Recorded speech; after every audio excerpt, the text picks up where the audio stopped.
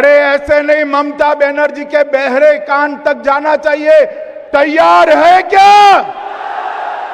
এই বিভাগে ইতিমধ্যে 7টি পরিবর্তন সংকল্প সভাতে আমি অংশগ্রহণ করেছি। আজকে আমাদের নেতার নির্দেশ আমরা নেব। আমরা দায়িত্বশীল কার্যকর্তা, সেই নির্দেশ নিয়ে আগামী দিনে মেরা বুথ सबसे मजबूत, मेरा बूथ सबसे मजबूत, मेरा बूथ सबसे मजबूत আমরা প্রত্যেকটি বুথে ভারতীয় জনতা পার্টিকে জেতাবো। আমাদের যশস্বী নেতা, বিশ্বের লোকপ্রিয় নেতা নরেন্দ্র মোদীজি মাননীয় প্রধানমন্ত্রী 6টি পরিবর্তন সংকল্প সভায় এই বাংলার হিত গৌরব ফেরানোর কথা বলেছেন। আমাদের সে কাজ করতে হবে।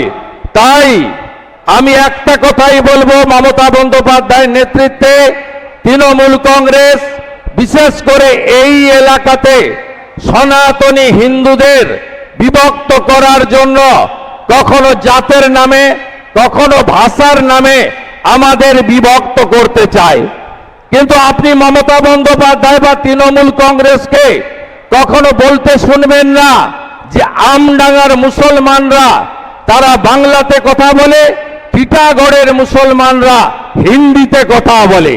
তাই এবারের নির্বাচনে ভাষার নামে, জাতের নামে যারা ভারতীয় সংস্কৃতি, সনাতন সংস্কৃতিকে আমরা রক্ষা করতে চাই, তারা ঐক্যবদ্ধ থাকবো, বিভক্ত হব না। পশ্চিমবঙ্গকে গ্রেটার বাংলাদেশ হতে দেব না, পশ্চিমবঙ্গকে জেহাদিদের হাতে যেতে দেব না, পশ্চিমবঙ্গকে মৌলবাদীদের হাতে যেতে দেব না, পশ্চিমবঙ্গকে জামাতিদের হাতে যেতে দেব না। এটাই আমাদের অঙ্গীকার, এটাই আমাদের শপথ। তাই মোদের নেতার নাম নরেন্দ্র মোদী, আমাদের প্রতীক পদ্ম, জয় আমাদের লক্ষ্য, পরিবর্তন আমাদের সংকল্প। সবাই বলুন, পাল্টানো দরকার, পাল্টানো দরকার, পাল্টানো দরকার, পাল্টানো দরকার, পাল্টানো দরকার, পাল্টানো দরকার, পাল্টানো দরকার, পাল্টানো দরকার, পাল্টানো দরকার, পাল্টানো দরকার। সবাই ভালো থাকবেন, নো ভোট টু মমতা করবেন। বন্দে মাতরম, বন্দে মাতরম। ধন্যবাদ সম্মানীয় শুভেন্দু অধিকারী মহোদয়কে। এবার আমি আমাদের প্রিয় রাজ্য সভাপতি তথা সাংসদ সম্মানীয় শ্রমিক ভট্টাচার্য মহোদয়কে ওনার বক্তব্য রাখার জন্য অনুরোধ করছি। শ্রমিকরা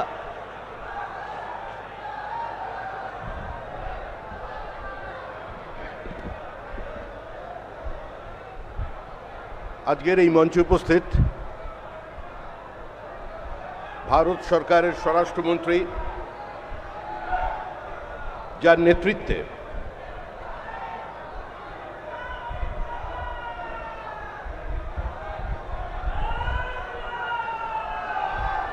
গঙ্গোত্রী থেকে গঙ্গাসাগর পর্যন্ত বিজেপির সরকার প্রতিষ্ঠা হতে চলেছে, সেই শ্রদ্ধেয় অমিত শাহ, বিরোধী দলনেতা শ্রী শুভেন্দু অধিকারী, আমাদের কেন্দ্রীয় সরকারের প্রতিমন্ত্রী শ্রী শান্তনু ঠাকুর, মঞ্চে উপস্থিত বিজেপির নেতৃবৃন্দ, সমস্ত বিধায়ক এবং আমাদের এই বিভাগের 4টি সাংগঠনিক জেলা থেকে আগত সমস্ত কর্মী বন্ধুরা, আমরা একটা নির্দিষ্ট বার্তা দিতে আপনাদের কাছে এসেছি। দেখুন, তৃণমূল কংগ্রেস আর নেই, তৃণমূল কংগ্রেস চলে গেছে, তৃণমূল কংগ্রেস চলে গেছে, তৃণমূল কংগ্রেস চলে যাবে। যেটা আছে সেটা লিভিং ফসিল, জীবন্ত জীবাশ্ম। কোনো লাঠি গুলির দরকার নেই, কোনো আক্রমণাত্মক শব্দের প্রয়োজন নেই। শুধু তৃণমূলকে দেখলে না বলে দিন না। তৃণমূল মানে না, নো মিন্স নো। তৃণমূলের এই অত্যাচার, তৃণমূলের এই একদলীয় একচোটে একাধিপত্য প্রতিষ্ঠার চেষ্টা পশ্চিমবঙ্গের রাজনীতি সচেতন মানুষ উৎপাটিত করে দেবে। যতই করো হামলা, বিজেপি নেবে বাংলা। এর অন্যথা কোনো কিছু হবে না। কালের দেওয়াল লিখন সবাই পড়ে নিয়েছেন। ভারী শিল্প ছাড়া পশ্চিমবঙ্গের কোনো ভবিষ্যৎ নেই। এই শিল্পাঞ্চলে নতুন করে শিল্প সম্ভাবনার পুনরুজ্জীবন চাই। এখানের জুট মিলের হাল ফেরানো চাই। তাদের কর্মীদের চোখের জলের হিসাব নেওয়া চাই। এটাই আজকে আমাদের একমাত্র বার্তা। আর একই সঙ্গে বাংলাদেশের সঙ্গে আমাদের 2200 কিলোমিটারের বেশি একটা বর্ডার আছে। এই উত্তর 24 পরগনার পাশ দিয়ে যে বাংলাদেশের বর্ডার চলে যাচ্ছে, শুধু একমাত্র বিএসএফ কে দিয়ে হিউম্যান ট্রাফিকিং বন্ধ করা সম্ভব নয়। কেন্দ্র রাজ্যের যৌথ প্রচেষ্টা ছাড়া, রাজনৈতিক সহমত ছাড়া, জনসচেতনতা ছাড়া এই অনুপ্রবেশকে বন্ধ করা যাবে না। তাই আমার আবেদন প্রত্যেকটা জেলার বাসীর কাছে, প্রত্যেক জাতীয়তাবাদী মুসলমানের কাছে, যারা দেশটাকে নিজের দেশ বলে মনে করেন, আপনাদেরও রুজি রুটির ওপরে হাত বসাচ্ছে বাংলাদেশের অনুপ্রবেশকারীরা, যারা একদিন এই দেশকে নাপাক বলে, অপবিত্র বলে ছেড়ে চলে গিয়েছিল, যারা কলকাতার মাটিতে দাঁড়িয়ে স্লোগান দিয়েছিল, কান মে বিড়ি মুंह में पान लड़के लेंगे पाकिस्तान, पहले पाकिस्तान देना पड़ेगा तब भी भारत स्वाधीन होगा, যারা আপনাদের সামনে দাঁড়িয়ে বলেছিল হজ কে লিয়ে পাকিস্তান লড়কে লেঙ্গে হিন্দুস্তান, আজকে তাদের জায়গা পশ্চিমবঙ্গ নয়, তাদের জায়গা ভারতবর্ষ নয়, এটা ধর্মশালা নয়, এটা আমরা ধর্মশালা বানাতে দেব না। আর তার জন্য আপনাদের ঐক্যবদ্ধ হতে হবে। মনে রাখবেন, পশ্চিমবঙ্গের ডেমোগ্রাফি যেভাবে মমতা বন্দ্যোপাধ্যায়ের নেতৃত্বে বদলে গেছে, শুধুমাত্র বিজেপি নয়, তৃণমূল কংগ্রেসের তৃণমূল স্তরের যারা কর্মী আছে তাদের আহ্বান জানাচ্ছি, এই ব্যারাকপুর শিল্পাঞ্চলের অতীতের সমস্ত সিআইটিউর নেতৃবৃন্দের কাছে বলছি, সমস্ত বামপন্থী কর্মীদের কাছে বলছি, যারা গতবারে নো ভোট টু বিজেপিতে অংশগ্রহণ করেছিলেন, দয়া করে এবার নো ভোট টু তৃণমূলে অংশগ্রহণ করুন। তৃণমূলের বিসর্জন দিন, না হলে বাংলা বাঁচবে না। घुसपैठ के लिए बाद में बात करूंगा, मगर गत समय जब मैं आया, मैंने कहा बंगाल में प्रचंड बहुमत से बीजेपी की सरकार बनने वाली। मुझे बताओ आप सभी लोग, प्रचंड बहुमत से बीजेपी की सरकार बनने वाली है या नहीं बनने वाली है? अरे जोर से बोलो, बनने वाली है या नहीं बनने वाली? ये ममता बनर्जी मेरा मखौल उड़ा रही थी। ममता दीदी, जब प्रभु श्री राम ने राम सेतु बनाया, तब रावण ऐसा ही मानता था कि इस प्रकार से मुझे कोई हरा सकता है क्या? मैं आपको बताता हूं, 2014 में हमें सिर्फ 2 सीट मिली थी, 2019 में 41% वोट और 18 सीटें मिली। 2024 में 39% वोट मिला है और 2021 की विधानसभा में 38% वोट और 77 सीटें लेकर शुभेंदु अधिकारी हमारे विपक्ष के नेता बने हुए विपक्ष के नेता। ममता दीदी, अब हमें तो 38% से 45% का जंप लगाना है। आप एक बार देखना, भारतीय जनता पार्टी का वोट शेयर 50% से ज्यादा होने वाला है और प्रचंड बहुमत से हमारी सरकार बनने वाली है। भाइयों बहनों, आज मैं आप सभी को कहने आया हूं, 2024 में 3 दशक के बाद पहली बार हमारे नेता नरेंद्र मोदी जी लगातार तीसरी बार इस देश के प्रधानमंत्री बने हैं। प्रधानमंत्री 24 में ही हमने आंध्र में सरकार बनाई, ओडिशा में पहली बार सरकार बनाई, अरुणाचल में तीसरी बार सरकार बनाई, 25 में हरियाणा, महाराष्ट्र और दिल्ली में 30 साल के बाद सरकार बनाई और 25 का अंत आते आते बिहार में भी प्रचंड बहुमत के साथ भारतीय जनता पार्टी और एनडीए की सरकार हुई और 26 में केरल में त्रिवेंद्रम कॉरपोरेशन पहली बार बीजेपी जीता और मुंबई कॉरपोरेशन और सारे महाराष्ट्र के म्युनिसिपल कॉरपोरेशन में ये ममता दीदी के इंडी अलायंस का सुपड़ा साफ हो गया, सुपड़ा साफ। बंगाल वालों, अब बारी बंगाल की है।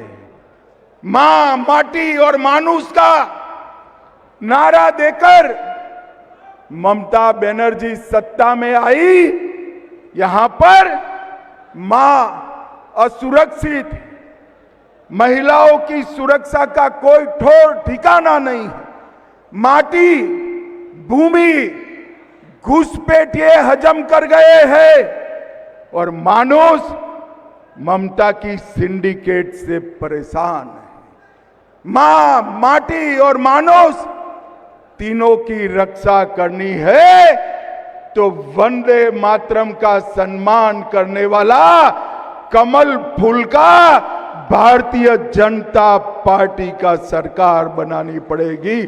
भारतीय जनता पार्टी की सरकार बनानी। भाइयों बहनों, बंगाल में इस बार सरकार बनाना सिर्फ पश्चिम बंगाल के लिए जरूरी नहीं। मैं एक कार्यकर्ता सम्मेलन के माध्यम से बंगाल की जनता को कहने आया हूं, पश्चिम बंगाल में जिस तरह से घुसपैठ चल रही है, पश्चिम बंगाल से हो रही घुसपैठियों की ये फौज केवल पश्चिम बंगाल नहीं, पूरे देश के लिए सुरक्षा का एक बहुत बड़ा सवाल बना है। मुझे बताओ कार्यकर्ता भाइयों बहनों, घुसपैठियों को रोकना चाहिए या नहीं रोकना चाहिए? अरे जोर से बोलो, रोकना चाहिए या नहीं रोकना चाहिए? ये ममता दीदी कहती है कि केंद्र सरकार क्या करे। मैंने पार्लियामेंट में जवाब दिया था कि बाढ़ लगाने के लिए, फेंसिंग करने के लिए ममता बनर्जी आप हमें जगह नहीं दे रही हो, भूमि नहीं दे रही हो, इसके कारण फेंसिंग पूरी नहीं होती। नदी नाले से, दुर्गम पहाड़ों से जो घुसपैठिए आते हैं उनको आपका पटवारी रोकता नहीं है, आपका पुलिस वाला रोकता नहीं है और आप यहां से फर्जी डॉक्यूमेंट बनाकर उनको पूरे देश भर में भेज रही है।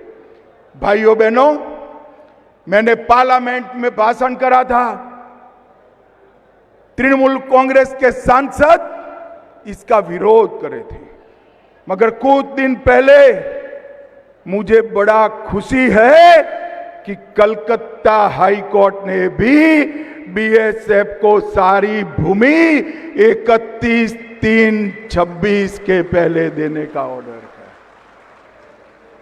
हाई कोर्ट ने स्वीकार करा कि ममता बनर्जी भूमि देने में सहयोग नहीं कर रही, घुसपैठिया रोकने में उनको कोई इंटरेस्ट नहीं।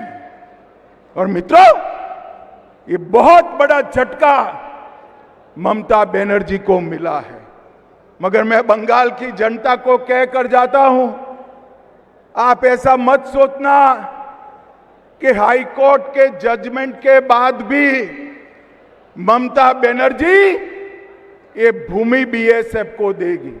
वो नहीं देगी, क्योंकि उनका वोट बैंक वो घुसपैठिए है, घुसपैठिए। मगर मैं साथ में बंगाल की जनता को ये भी कहना चाहता हूं कि 31/3 को ममता बनर्जी भूमि दे या न दे, अप्रैल के अंत में भाजपा का मुख्यमंत्री 45 दिन में सारी बाढ़ का काम पूरा कर दे। ये हमारा बंगाल की जनता से वादा है और हमने कर कर दिखाया है। आसाम में कांग्रेस की सरकार थी, घुसपैठ नहीं रोकती थी। जैसे ही आसाम में भाजपा सरकार बनी, वहां घुसपैठ रुक गई। गुजरात में भाजपा सरकार है, वहां घुसपैठ नहीं होती। राजस्थान में भाजपा सरकार है, वहां घुसपैठ नहीं होती है। और मैं बंगाल के सम्मानीय नागरिकों को अपील करने आया हूं, लाल सरकार भी बनाई, तृणमूल की हरी सरकार भी बनाई। एक बार भाजपा के केसरिया को मौका दे दो, हम घुसपैठ को रोक कर बताएंगे। भाइयों बहनों, ममता बनर्जी ये जो हाई कोर्ट का फैसला है, इसको भी नहीं मानने वाली है। भाइयों बहनों, ममता के शासन में करप्शन को ममता बनर्जी ने इंस्टीट्यूशनलाइज करा है, संस्थागत किया है और ढेर सारे करप्शन के मुद्दे बने हैं। और ममता बनर्जी कहती है कि करप्शन कहां है। ममता बनर्जी को मैं बताना चाहता हूं, कैश फॉर क्वेरी घोटाला, शिक्षक भर्ती घोटाला, एसएससी घोटाला, नगर पालिका नगर निगम भर्ती घोटाला, गाय तस्करी का घोटाला, राशन का घोटाला, मनरेगा का घोटाला, पीएम आवास का घोटाला। ममता बनर्जी जी, हजारों करोड़ का भ्रष्टाचार हुआ है, आपको दिखाई नहीं पड़ता है। ममता जी, इसलिए दिखाई नहीं पड़ता है, भतीजे की मोह का, भतीजे को मुख्यमंत्री बनाने का मोतियाबिंब आपकी आंखों पर हुआ है। बंगाल की जनता मोतिया का ऑपरेशन कर दे, सब दिखाई पड़ेगा। मुझे बताओ कार्यकर्ता भाइयों बहनों, बंगाल में भ्रष्टाचार सारी सीमाएं पार कर गया है या नहीं कर गया है?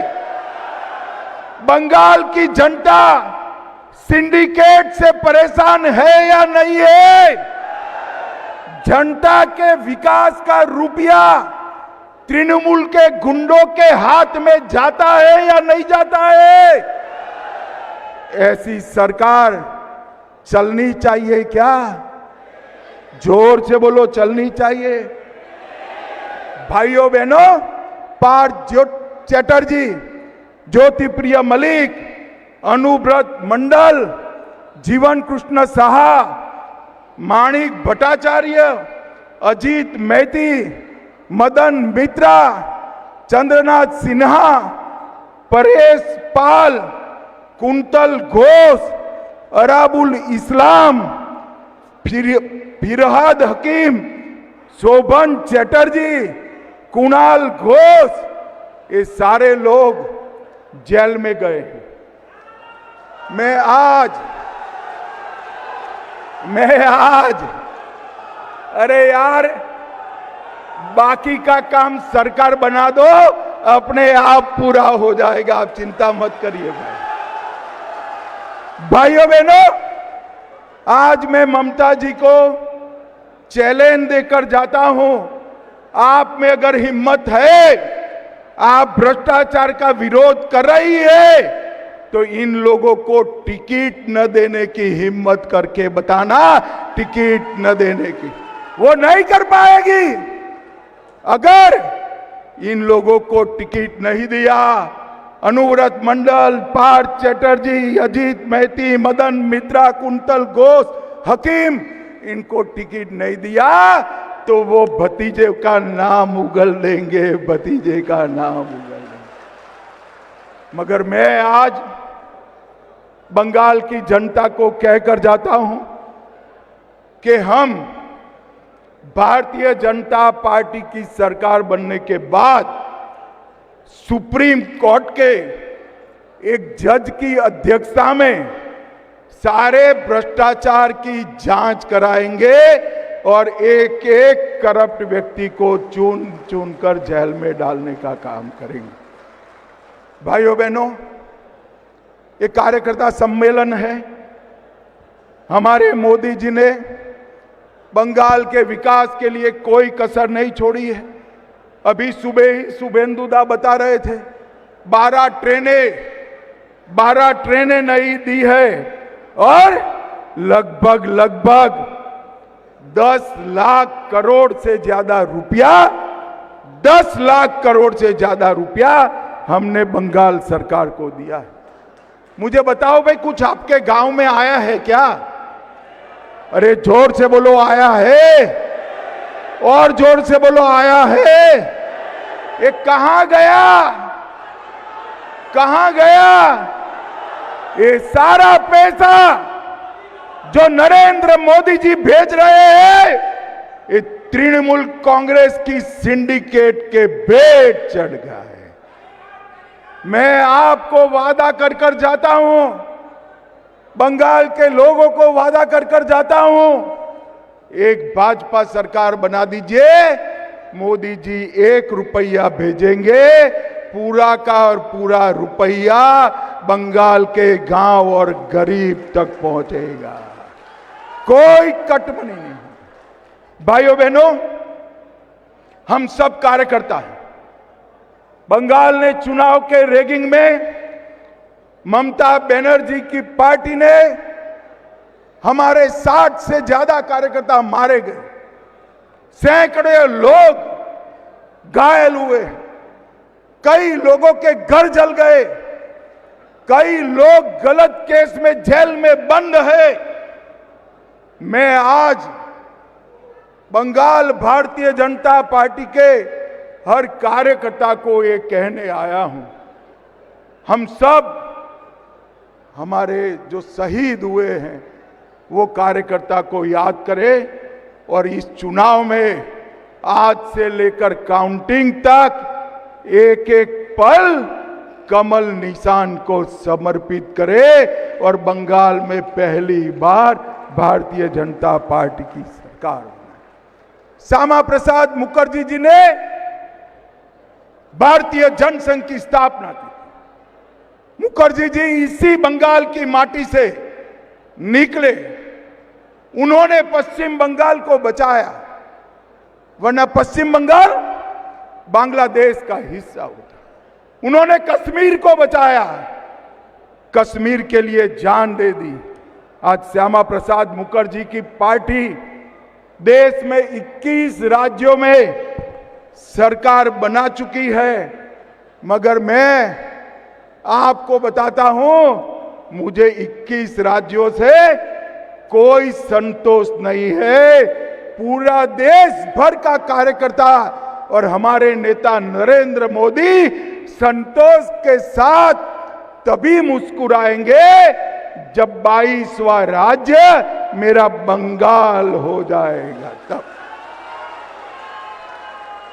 और यही श्रद्धांजलि होना चाहिए हमारे कार्यकर्ताओं की शहीदगी की, यही कार्यांजलि होना चाहिए हमारे कार्यकर्ताओं के परिवारों को, और यही श्रद्धांजलि होना चाहिए महान श्यामा प्रसाद मुखर्जी जी को। और ये करने की जिम्मेदारी हम सब की है। बंगाल में वंदे मातरम के 150वें साल में वंदे मातरम के स्पिरिट को देश भर में पहुंचाने वाली भारतीय जनता पार्टी की सरकार बने, ये हम सबका लक्ष्य होना। भाइयों बहनों, ममता बनर्जी जी हमारे मतुआ समाज के, नाम शूद्र समाज के लोगों को डरा रही है। शांतनु जी बार बार मुझे फोन कर रहे हैं।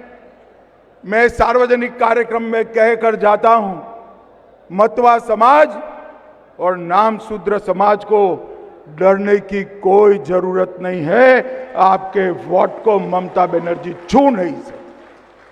और एसआईआर का विरोध, ममता दीदी जितना करना है इतना कर दो। एसआईआर ये न्यायिक तरीके से चल रहा है।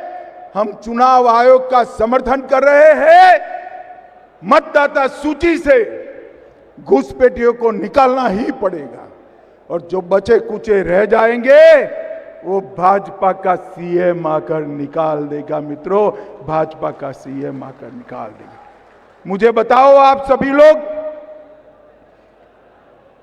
यहां कमल फूल की सरकार बनाने के लिए आप सभी लोग तैयार है क्या? अरे ऐसे नहीं, ममता बनर्जी के बहरे कान तक जाना चाहिए। तैयार है क्या? ममता की सरकार को बदलेंगे? अरे बदलना नहीं है, मूल समेत उखाड़ कर फेंक देना है। और यहां पर ऐसी सरकार बनानी है जो घुसपैठिया का मुक्त, भ्रष्टाचार मुक्त, सिंडिकेट मुक्त, महिलाओं की सुरक्षा करने वाली, उद्योगों को आगे बढ़ाने वाली और कवि गुरु रविंद्रनाथ, विवेकानंद जी और बंकिम चंद्र चट्टोपाध्याय जी के स्वप्न का सोनार बांग्ला बनाए, ऐसी सरकार बनानी है।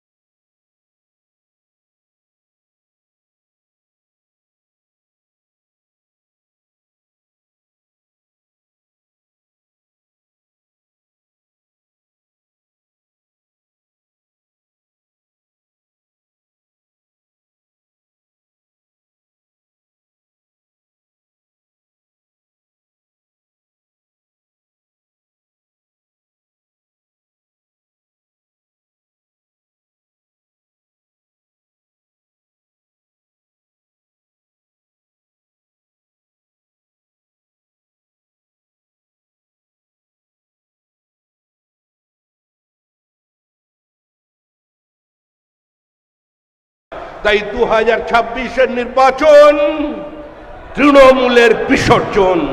ধন্যবাদ।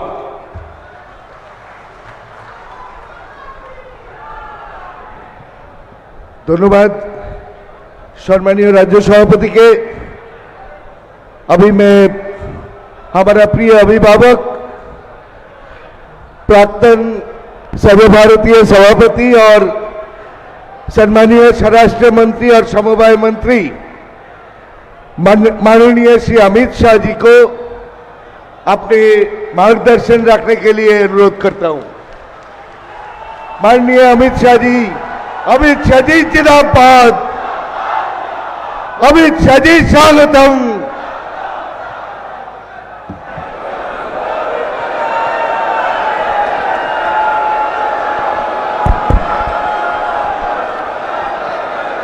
मेरे साथ बोलिए, भारत माता की। क्यों भाई, क्या हो गया है आप लोगों की आवाज को? बंगाल में भाजपा सरकार बनाना है या नहीं बनाना है? तृणमूल कांग्रेस को उखाड़ कर फेंकना है या नहीं फेंकना है?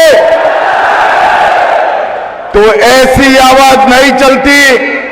मेरे साथ दोनों हाथ उठाइए, उठाइए दोनों हाथ, विजय के संकल्प की मुट्ठी बीजिए और प्रचंड आवाज से बोलिए, भारत माता की। वंदे वंदे, जय श्री राम, जय जय श्री राम। आज के भाई मीडिया वाले सेट कर बैठ जाओ जरा, मीडिया वाले सेट कर नीचे बैठ जाओ।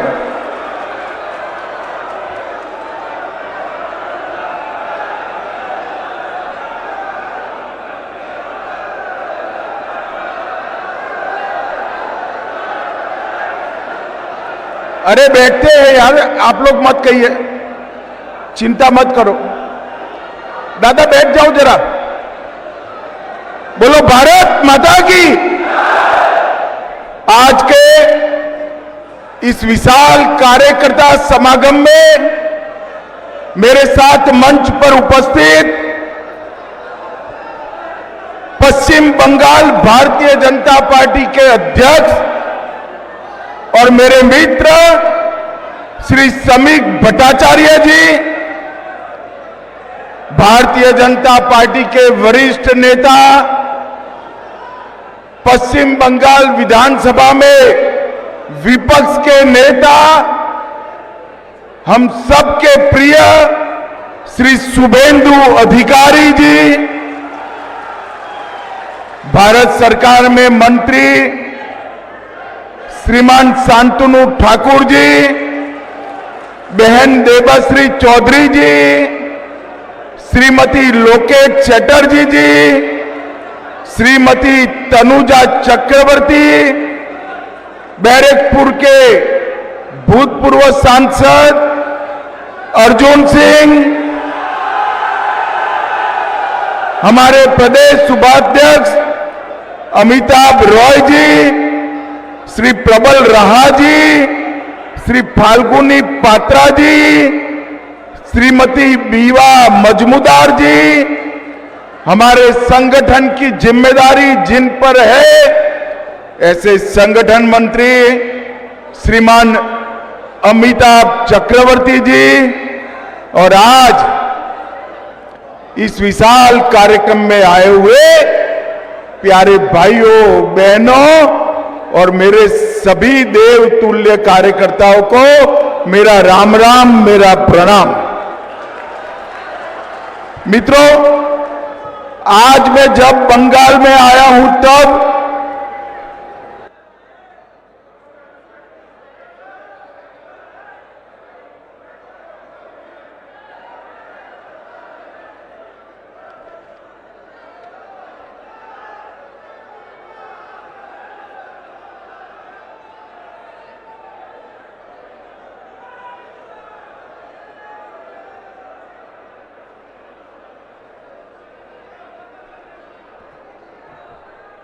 आज मैं जब इस विशाल कार्यकर्ता सम्मेलन में आया हूं तब सबसे पहले आनंदपुर वेयर हाउस में मोमो फैक्ट्री में लगी हुई आग में मारे गए सभी श्रमिकों को श्रद्धांजलि देकर मेरी बात की शुरुआत करना चाहता हूं।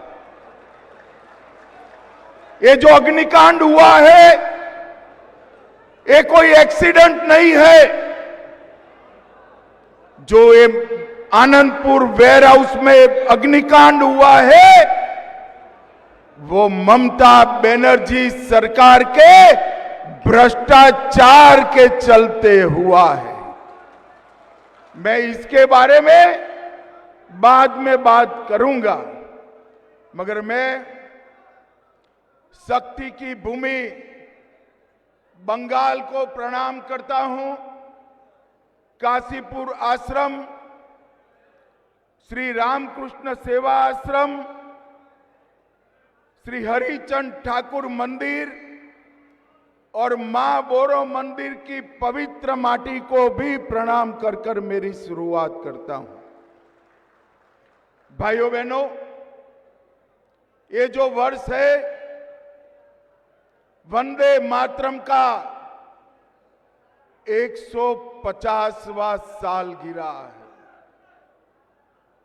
यही बंगाल की महान भूमि के सुपुत्र बंकिम चंद्र चट्टोपाध्याय जी ने अंग्रेजों के खिलाफ आहलेख जगाने के लिए वंदे मातरम की रचना की। और वंदे मातरम की रचना देखते देखते देखते ये गीत आजादी का नारा बन गया।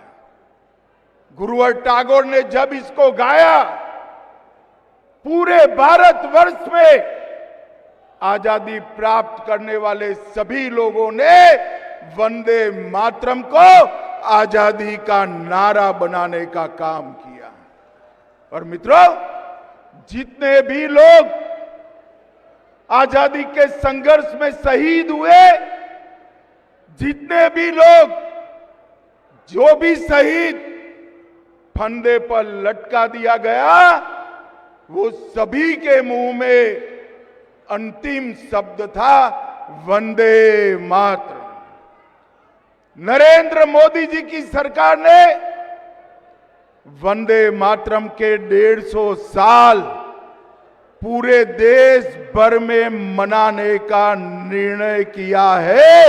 ये फिर से एक बार बंगाल से उठा हुआ वंदे मातरम का नारा कश्मीर से कन्याकुमारी और गुजरात से बंगाल तक पहुंचाने का निर्णय हमारे नेता नरेंद्र मोदी जी ने किया है। नरेंद्र मोदी जी ने किया। मगर विडंबना देखिए, जिस वंदे मातरम का उद्भव बंगाल की माटी से हुआ, बंकिम चंद्र चट्टोपाध्याय ने किया, वो ही वंदे मातरम पर जब पार्लियामेंट में चर्चा हो रही थी, ये ममता बनर्जी के सांसद वंदे मातरम पर चर्चा का विरोध कर रहे थे।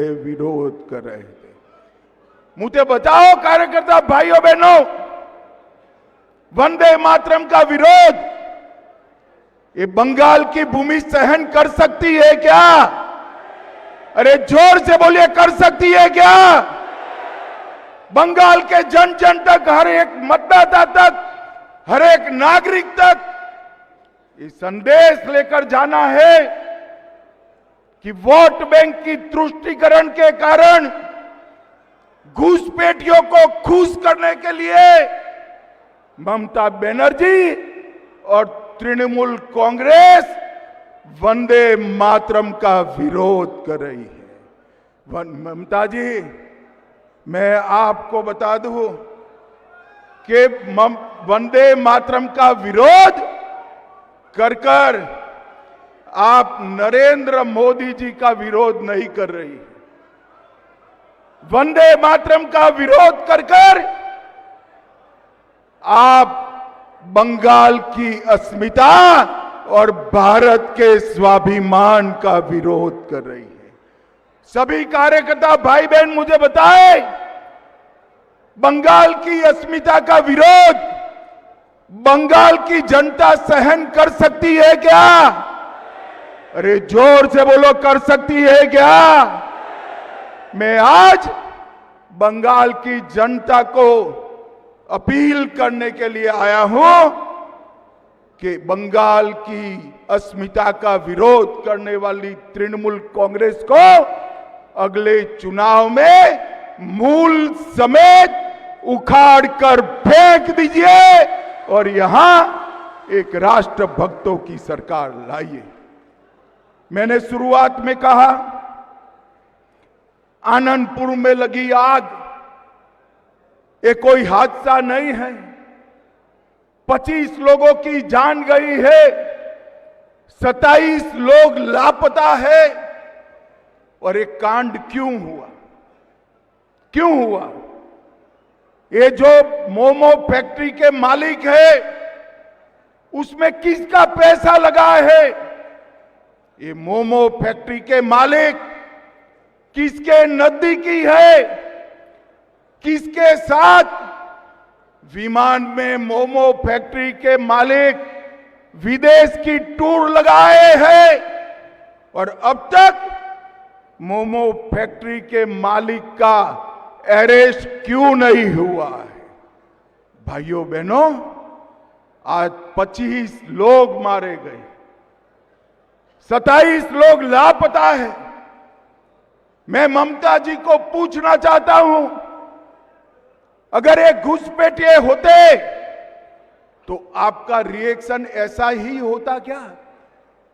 अरे बंगाल के नागरिक मारे गए हैं, इसमें वोट बैंक की पॉलिटिक्स क्या कर रही हो ममता जी? आपको शर्म आनी चाहिए, शर्म आनी चाहिए। और मैं आज यहां से बंगाल की मुख्यमंत्री को मांग कर रहा हूं कि इस हादसे की तटस्थ जांच, न्यायिक जांच करानी चाहिए और सबसे पहले इसके लिए जिम्मेदार लोग जो है उनको जेल की सलाखों के पीछे डालना चाहिए। मुझे शुभेंदु जी बता रहे थे, समीक भाई बता रहे थे, परिवार को वो मिलने गए, हमारे कार्यकर्ताओं ने विरोध किया, उन पर पुलिस ने बर्बरता की। मगर ये ममता जी, आपकी पार्टी का और आपकी सरकार का भ्रष्टाचार अब छिप नहीं सकता। आनंदपुर वेयर हाउस का अग्निकांड, ममता जी चीख चीख कर कहता है कि अग्निकांड में आपके लोग शामिल हैं। 32 घंटे बाद कोई मंत्री वहां पहुंचता है, पर्यावरण का एनओसी नहीं है, वेटलैंड पर गोडाउन बना है, गोडाउन बाहर से बंद था या खुला था? बंद था तो क्यों बंद कर दिया गया था? अंदर लोग जलते रहे, मरते रहे, चीखते रहे, बाहर नहीं आ पाए। और मैं आज ममता जी को कहने आया हूं, पर्दा डालना है तो डालो ममता जी, पर्दा डालना है तो डालो। अप्रैल के बाद भाजपा सरकार आएगी और अग्निकांड के आरोपियों को चुन चुन कर हम जहर की सलाखों के पीछे गए। भाइयों बहनों, हर तरह से बंगाल में एडमिनिस्ट्रेशन समाप्त हो गए। ये 2026 का साल टीएमसी को टाटा बाय बाय कहने का साल है, टाटा बाय बाय कहने का। बंगाल की जनता टीएमसी को कम्युनिस्टों से मुक्ति पाने के लिए आए। और टीएमसी ने तो कम्युनिस्टों को भी अच्छा कहलाने का काम कर दिया। यहां कटमनी, भतीजे की दादागिरी, पुलिस का दुरुपयोग और घुसपैठ एक इंडस्ट्री बना हुआ है। भाइयों बहनों, मैं घुस